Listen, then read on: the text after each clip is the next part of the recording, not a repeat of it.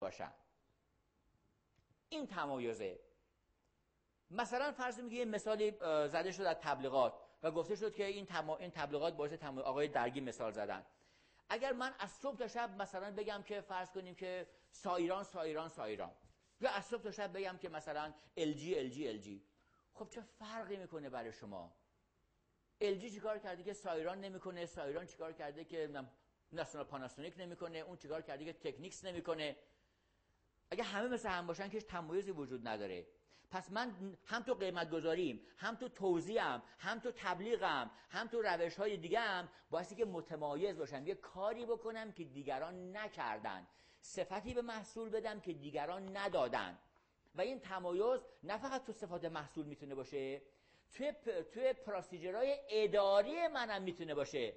تو پروسیجرهای اداری، تو روش‌های برخورد با مشتری، تو روش‌های پذیرایی از مشتری، حتی تو روش‌های تحویل کالا، تو روش‌های خدمات بعد از فروش، این تمایز تو همه چی میتونه باشه.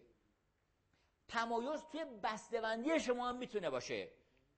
من تنها کسی هستم که بسته‌بندی‌های من دو منظوره است. وقتی این محصول خالی شد، از اون ظرف شما میتونی یه استفاده دیگه‌ای بکنی.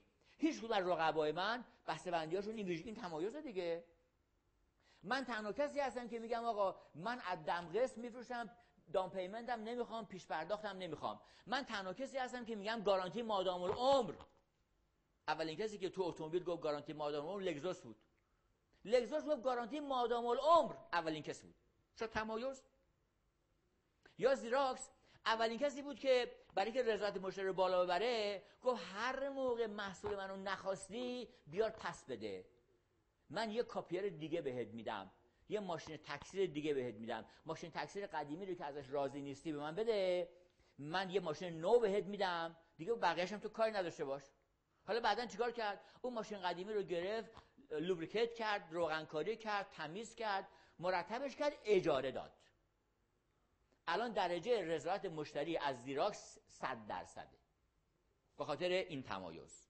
به هر حال یکی از استراتژی‌های مهم بازاریابی استراتژی تمایزه که اگر شما کاری بکنید که رقبا نکردن، خدمتی بدید که رقبا ندادن، روش رو به کار بردید که رقبا اون روش رو به کار نبردن، چه تو بحث 4P چه فراتر از 4P، چه تو ویژگی‌های کالا، ویژگی‌های خدمت، نحوه برخورد با مشتری، نحوه تصفیه حساب، نحوه گارانتی، هر کدوم از اینا میتونه تمایز. یک استراتژی دیگه تمرکزه.